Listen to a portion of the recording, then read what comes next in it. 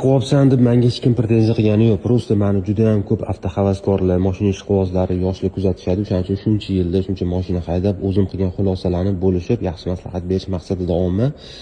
Serийный migalka temasi o'sha gap. Qilmanglar. Zavod bo'lsa, boshqa bo'lsa mayli, yoki sizlar o'shanga yarasha urovendagi odam bo'lsanglar boshqa masala. Lekin o'zingizcha qilib olib bunaqa yurmanglar, ma'novatchilikdan boshqa narsa emas. Lobovoy tonirovka qilmanglar, to'g'ri derskiy bo'ladi, boshqa bo'ladi. Necha yil yurdim, shoh chiqmadi lob tonirovkada. Faqat zreniyamni yo'qotdim. Eplab yurish boshqa masala, lekin zreniyaz pishshi aniq. Kechasi yurardim masalan. Shuning uchun maslahat bermayman. Hamma narsani zakonni cho'tki qilib yurgan yaxshi.